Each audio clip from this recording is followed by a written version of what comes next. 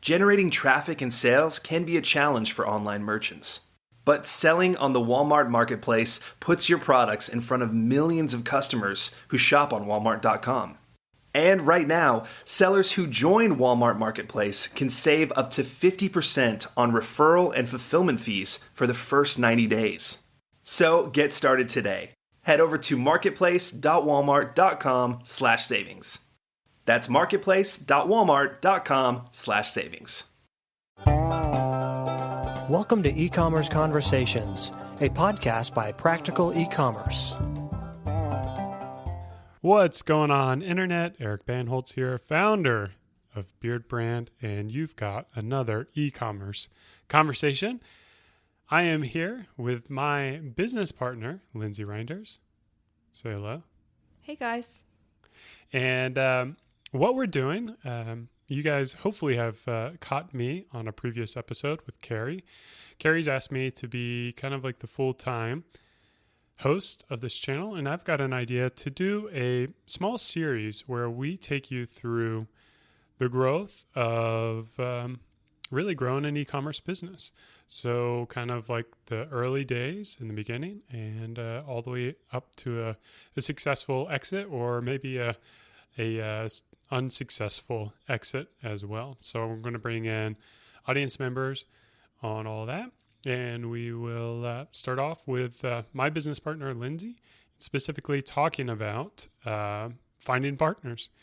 So I've got a couple questions to get this ball rolling, Lindsey, and I'm throwing it to her unprepared. She doesn't know what's coming. So hopefully she delivers. I know she will. We've worked together. Well, let's start off that way. Why don't you talk about our relationship as business partners?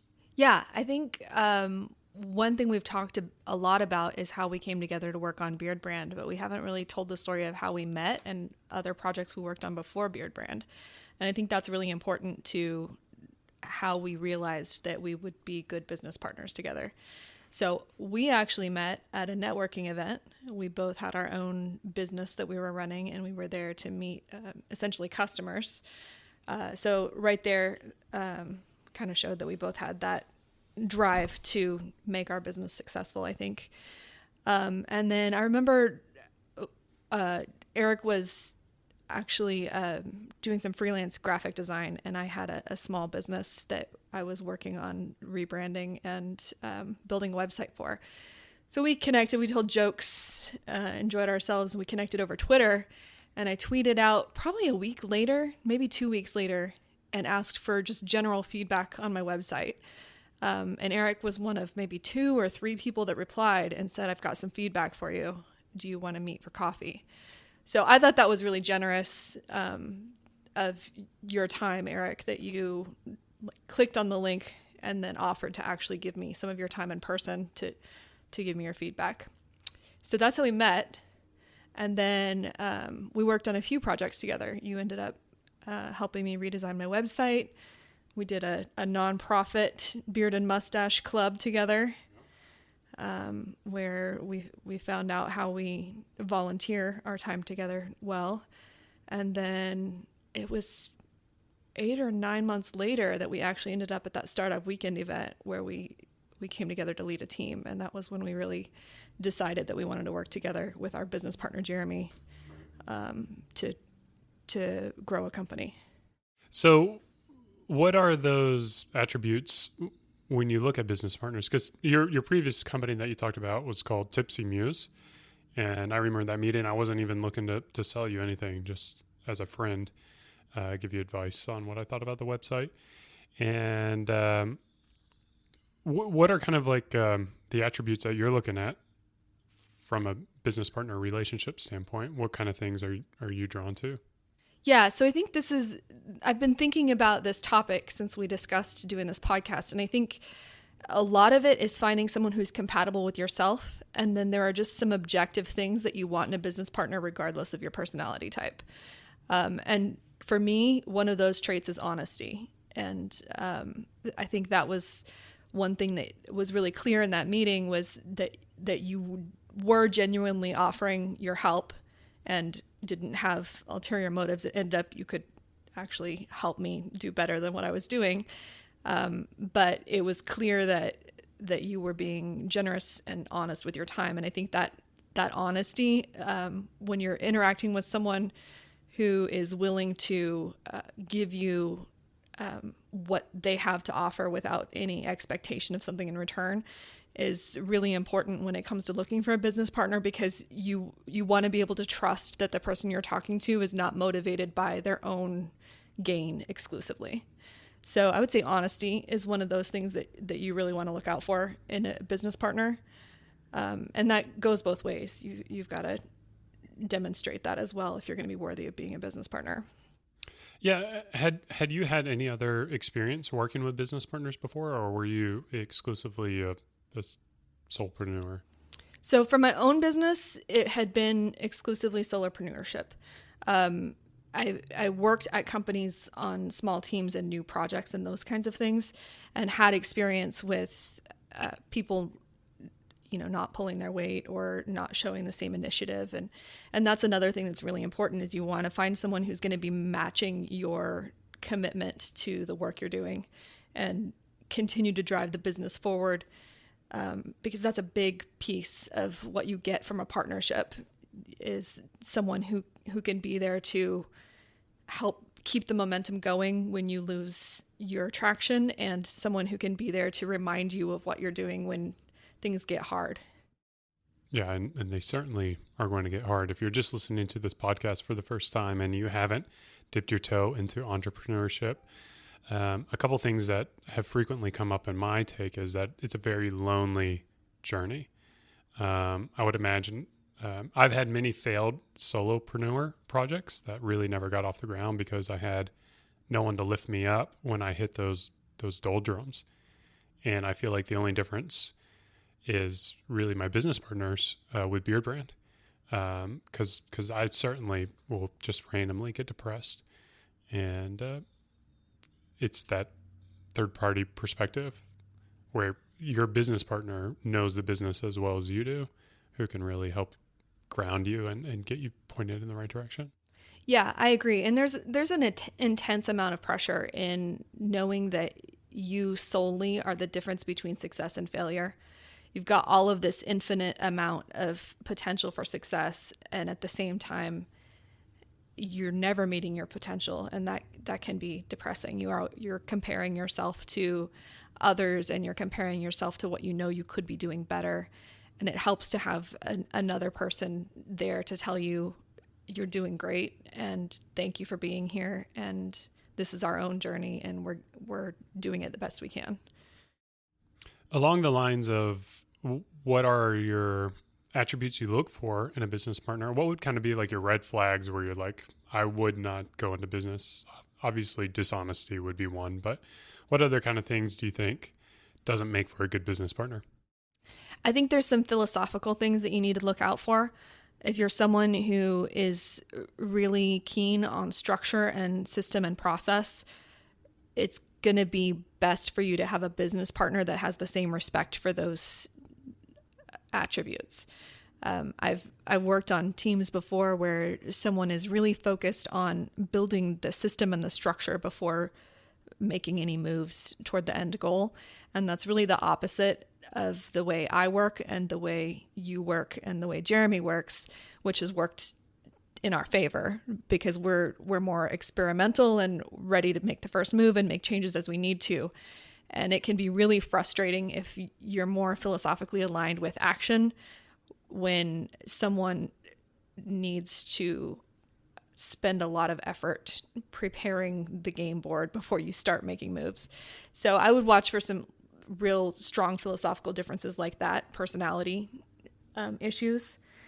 And then also, if your goal is to build a business and run a company, you got to be watching for the type of company that person wants to build. So if their ambition is to build this, multinational corporation with a corporate type of environment, and yours is to do things differently than the status quo or to stay lean and just make a good lifestyle for yourself, that's going to be a fundamental difference in what you're willing to venture. in your partnership. Would you, like, let's say you have this opportunity in front of you right now with a potential business partner. You're not completely aligned with them, but you know, like, you could work with them and kind of get to this stage that would be better than where you're currently at. But knowing that there may be this risk of philosophical divide down the road, is that something you would advise for the person to just wait for the next opportunity, or, you know, take it and fix the problem down the road? I think the important conversation there would be finding out if you have a mutual respect for that philosophical difference. If it's one of those things where you can see the merit to both sides and you see the value in having someone who brings that perspective, then acknowledge it as a team and move forward with that in mind. If it's something so core to you that you feel like you can't understand and can't tolerate it, then no matter what the business opportunity, you need to move on. Yeah, just wait until you find that next relationship. And yeah. For me, I really feel like the business will be an extension of your relationships, or if you're solopreneur, just an extension of yourself, the personality of yourself. And I would agree that I feel like you, me, and Jeremy all have very similar outlooks on the world. We also have a very similar type of personality, I think. Everything that I hear in the world tells you to get a business partner that is complementary or provides like different outlook than you, or different talents or whatever. Like, you want that one structured guy and you want that one ideas girl, and they come together and make this beautiful thing. Would you agree or disagree with that? I agree that you want complementary skill sets in the mix. I think the way that we address that early on is by hiring people that are different than us. And personally, I've really appreciated having partners with a similar personality, because there is so much of that just needing to vent and needing the support that is inappropriate to do with your employees, even if they have the same personality, but is acceptable and healthy with your co-owners.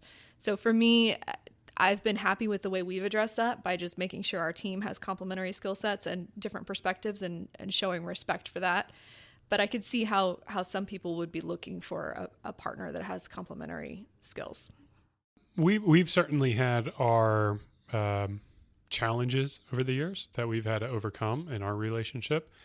What would you talk about for the people out there maybe who are dealing with kind of like those challenging times with their business partners? Like, how do they barrel through that and come out happy and fulfilled and feel like they can move forward?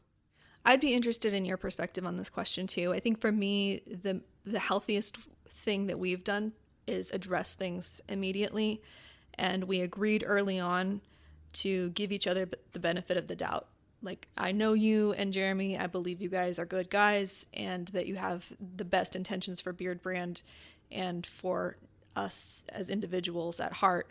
So misunderstandings are generally at the core of issues. And if you're willing and committed to have those hard conversations with each other, knowing that you're coming from the place of mutual respect, you get those things out of the way quicker. And it's hard. We've had a lot of really rough conversations over the years, but every time I feel like we've come away with a stronger partnership. Yeah, I would totally agree with that. I definitely lost sleep trying to figure out like how we overcome these hurdles and how we build a business that makes sure that all the people are happy, the business owners and the team members. And it takes time and it takes a lot of energy, and I know during those phases that we went through those challenges, it certainly set the business back, but it also it was almost like we were spending all this time building the foundation for the business that allowed us to build a much bigger building or a much bigger house, that if we just ignored it and we just kind of left it on bricks rather than go to concrete or whatever, we want to be able to get to the point where we're at now and hopefully get to the point where we can be in the future.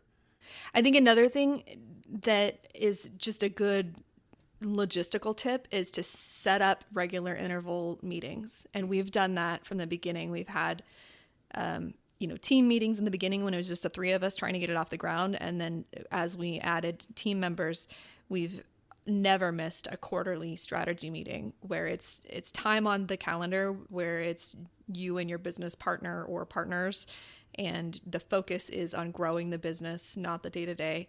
And it's just dedicated time where you have to talk about those issues, and you can't avoid it for long. Yeah. And it gets really awkward too when you're in a foreign country staying in the same house. You have to solve those issues. And talk about the number of business partners you should have, or I don't know if there's a right number. I've been really happy with the three of us.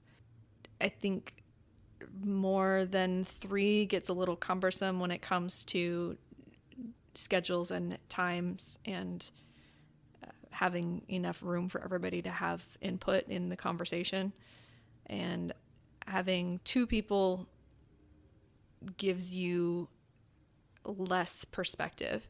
I know that you and I have been in the day-to-day since early on, and Jeremy stayed more as a board type role. And I think we've both used him as a sounding board for working through minor conflicts and just for kind of getting someone else's gut check on whether we're being emotional or if there's a legitimate issue that we need to address. So that's been helpful because, like we talked about before, you never want that to be a team member, and nobody knows your business like your business partners. So 3 is my magic number. I'm sure there's a better number for other people. Yeah, I too will just echo that. Of course, everything I say is probably going to echo what you say, but really, like, having a business partner who is not in the day-to-day provides so much more benefits, because they are not going to know like all the drama that's going on, maybe between you and me, and can kind of get an outside perspective from both of us and how we tell it. And they won't get too wrapped up into whatever the moment is. And I found it to be just excellent. And like you said, 4 can be like a lot of cooks in the kitchen, I almost feel like. And maybe if 2 of them were outside parties, that might work. But I'll have to agree with that as well. Let's probably talk about the elephant in the room, which I would imagine all readers want to talk about, which is like negotiating equity percentages and how to come up with that and how to make sure everyone's happy with that. Yeah, that's a tricky one. I feel like we had kind of special circumstances in that Beardbrand as a concept existed before it became a company, and it was your property. So you were already aware of the time invested and the value that it had before, when it was a website with content, before we turned it into a company. So this is going to be something that's really individual to everyone's own circumstances. But we, again, had a very generous approach to that, where we had an upfront agreement of how the equity would be structured and how it would be earned and when it would be vested and what it took to vest. And I feel like that was a really good approach to it, because we all had an opportunity to try on the relationship before it became an LLC with members and a bank account and all that. So let's see, I'm trying to recall the time frame. I want to say it was 4 or 5 months maybe, where we talked about, like, here's how the equity would be divided and here's how we earn it as individuals. And we all had to contribute to that, even though the website already existed and you had already, invested your time and money into beardbrand.com. So I feel like that was a really good way to find out who was going to make the effort and who was going to align and, show up for meetings and meet their commitments. And it gave us an opportunity to get started without doing any kind of arguing over a potential nothing. 100% of nothing is zero. So it doesn't matter how well you negotiate your equity up front if there's no one there to help you turn that into a business. I would feel that we probably have pretty contrarian views on this matter. I feel like everything I read online is all about contracts and get it in writing and get the lawyers to sign everything. And, you know, you're signing the marriage before you're going on dates. And in my opinion, like, go on these dates, you know, come to agreements and say, hey, yeah, you know, like dating, I see us having kids in the future and, you know, settling down in this area. Doesn't mean you have to do that. And then the same way with like your business partners, like, hey, this is what I see our business relationship being. Write it down, put it in a Google Drive, put it in an email so you can go back to it. And then if that person tries to screw you over, you don't want to be in business with that person. Like that's almost like a gift to have someone screw you over and not have to go through the emotional aspect of what you built. Because even if you built something amazing in 6 months, if you have that kind of talent, you'll be able to do it again.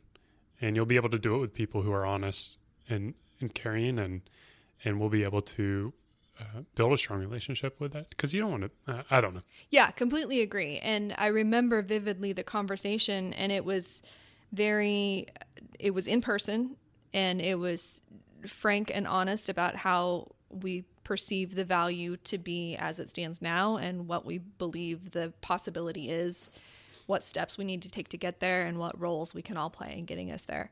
And I think that's a really healthy way to try on the partnership and to move forward. And you do, like I mentioned, that generosity of time and spirit is something that's really crucial to that piece, because if you're too concerned with valuing your time to put the energy into something without knowing, without having all of your T's crossed and your I's dotted and legal contracts and all that, then it doesn't work that way. And you spend that time that you're so fiercely protecting doing all that legal work instead of finding out if this is a viable business with good partners. Yeah. And you know, probably something that's not too common about Beardbrand is we did have a fourth partner, and we kind of went through that aspect of splitting ways with one of the partners who I would consider one of my friends and someone I still stay in touch with. And do you remember that experience? Like, how do you break up with a partner? Yeah. And he's a great businessman. He's someone that I have a lot of respect for and stay in touch with as well. But it became really clear, I think, to all four of us that we just didn't align in the same way and weren't willing to put the same energy and passion into Beardbrand. So, I think we had several conversations that were leading to that. So by the time we mutually decided that it was better to just separate, it wasn't a surprise to anyone. And, you know, we treated him fairly, asked him what he needed to feel good about the time he had spent with us, and then kept that mutual respect moving forward. Yeah. And I think we're very fortunate that he reciprocated that too. Very honorably and very clear and upfront conversations, which kind of goes back to like being philosophically aligned with how we communicate and how we view the world, but maybe not so much with how we run a business. Right. And I think regardless of your personality, committing to have those conversations face to face, no matter how uncomfortable, is really important, because you can get really caught up in subtext and minutia if you're trying to have those conversations over email. Where would you recommend, you know, early entrepreneurs, where should they go to find a business partner? Where they're comfortable and where they feel like they fit, I guess. So we met at a young professionals networking event. How did you meet Jeremy? I met Jeremy at a beard and mustache networking event. So one of the events that you and I threw for that nonprofit that we started, Jeremy showed up. And Jeremy has another business, and I had experience as a customer of his other business that I had shared with you, Eric, over coffee. And you introduced me to Jeremy. It was really awkward. So I'm standing there talking with someone else, I believe, and Eric walks up with Jeremy, and he's like, "Hey, Jeremy, this is Lindsey. She hates your business. Okay. Have a good talk." And then walk away. standing there face to face with this business owner who I had been, trash talking, obviously, to another one of his potential customers. And that was a really impressive interaction too. Jeremy's like, "Oh man, sorry about that. What happened? Tell me about it." So, I, of course, toned it down a little bit from my passionate talking that I had done before and relayed to him why I had a bad experience with this company, which, he had already been impressive with inquiring what happened, but he followed up with me after that meeting. He went back and looked into the issue I had reported with one of his employees and reached out and said, that employee is no longer with us. We fired him pretty soon after you had your interaction with him, and he doesn't represent our values, and I'd like to make it up to you. So that was another impressive thing about Jeremy, is it was obvious that his business's reputation was really important to him. And that's been pretty characteristic of our relationship all along. There's a lot of frank conversations that happen. Yeah. Who's Frank? I'm sorry about that, guys. Now that I'm the new host, you guys will have to get used to my dad jokes and puns. And I was a little tempted to ask Lindsey to also tell that joke that she told when we met at the Young Professionals event. Do you remember it? I do. I don't know if it translates well over podcasts, though. Let's give it to him. Okay. Polar bear walks into a bar, and the bartender says, "What can I get for you?" And the polar bear says, "I'll have a rum and Coke." And the bartender says, "Sure, but why the big pause?" And the polar bear says, "I don't know. My dad had them too." Still love that joke. Yeah, that's a classic. So I think like if you're looking for business partners, try to find the person who can tell a good dad joke. They're probably going to be a pretty good business partner, right? Makes for a good story too. Yeah. I think kind of along those lines, I was reading this book that says that not just families, but I also think businesses that tell stories to their team members and to their audience are stronger and healthier organizations. Have you heard anything about that? Or? Yeah, it makes sense. Building kind of that tribe culture with your own legends and that investment in your past as well as your future. I think especially when you get to the stage where you're growing quickly, like we're in at Beardbrand, there's a lot of people who've only been here for under a year. So the history of Beardbrand is hard to connect with if they don't get to be a part of that storytelling and kind of see that it has grown organically over time, and that there's goofy stories about jokes being told and big flubs and ordering too many brushes and the time our office flooded. Those kinds of things are good to share with people so they feel more invested in your past and your future. Yeah. On a final note, are there any other things that you would like to add for our listeners out there about finding the right business partner and about managing relationships with your business partners? It's really important. There are a lot of good ideas and a lot of good businesses that don't make it off the ground because you don't put the energy into that relationship with your business partners. So I would say that for the most part, it's the number one thing. I mean, aside from there being no viability in the market for the product or service you're offering, second to that, having a good business partner is going to be what makes or breaks your business. Is there anywhere you would want people to follow you or reach out to you if they have any questions? Or? Yeah, I'm on Twitter. Okay. So my Twitter handle, Linze, and that's the best place. Yeah, Twitter. Twitter is how we met and built that relationship. So we're longtime Twitter users. I also am available on Twitter at Bandholtz. And one last question for you. I'm sure you'll appreciate this one. How do you stay so graceful and beautiful while eating a peanut butter cracker? It just happens naturally for me. I actually seeded this question. Eric asked me if there's anything I wanted to be asked while I had a mouthful of snack crackers. So I'd say either you got it or you don't. Yeah. Okay. Good to know. All right, guys. Well, I hope you enjoyed this episode, our first episode of this series, helping you open up, start, and build a successful e-commerce business. Very gracious to have Lindsey, my business partner, open up and share her perspective of our business relationship. So thank you for coming on the show. My pleasure. Until next time, keep on growing.